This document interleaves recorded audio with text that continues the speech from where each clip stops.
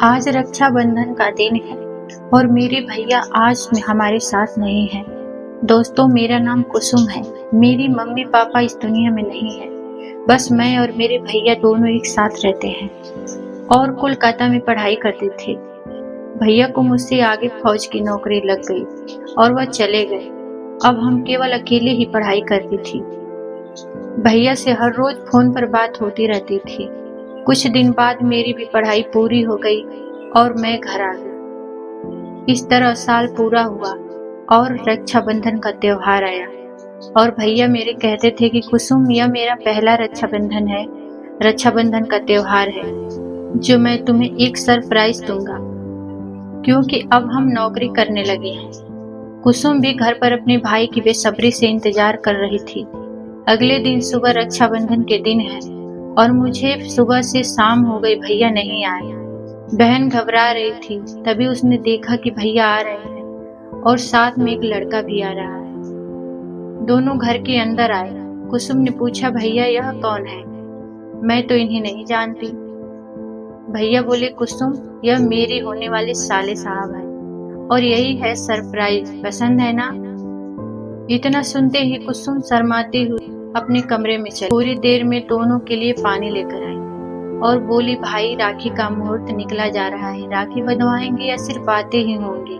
भैया आए और बड़े ही प्यार से राखी बांधी और फिर भैया ने मेरे उस लड़के के साथ मेरी शादी पक्की कर दी। उस लड़के का नाम राहुल था। भैया ने राहुल से पूछा, राहुल तुम्हें कुसुम पसंद है ना?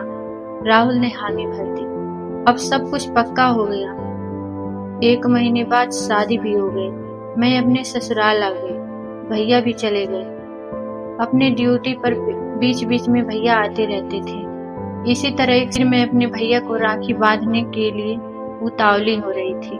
मेरे पति कहते थे कि अरे पगली, रक्षाबंधन अभी 1 हफ्ता है और तू अभी से पागल होए जा रही है। तो मैं भी कह दिया, जो पत्नी अपने पति के लिए भगवान से लड़ जाती है, वही पत्नी अपने भाई के लिए अपने पति से भी लड़ जाती है।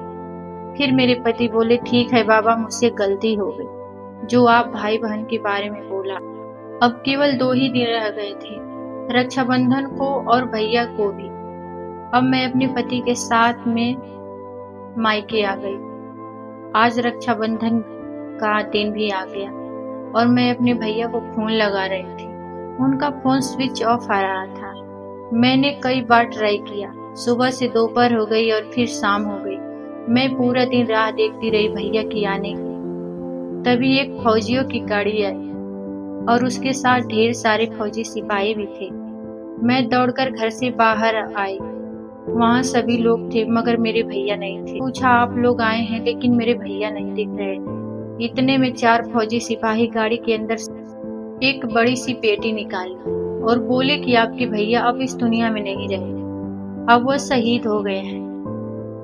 और एक चिट्ठी कुसुम को दी। कुसुम ने जब चिट्ठी पढ़ी तो उसमें लिखा था, मुझे माफ कर देना मेरी प्यारी बहन, मैं अपना वादा पूरा नहीं कर सका। तुमसे वादा किया था कि मैं पूरे जीवन भर कहीं रहूंगा, पर रक्षाबंधन के दिन ये तेरा भाई तेरे साथ रहेगा। कुसुम रोते हुए बोली, अब मैं किसे राखी बांधूंगी, किसे अपना भैया कहकर बुलाऊंगी। दोस्तों, कहानी अच्छी लगी हो तो प्लीज लाइक सब्सक्राइब जरूर करें। धन्यवाद।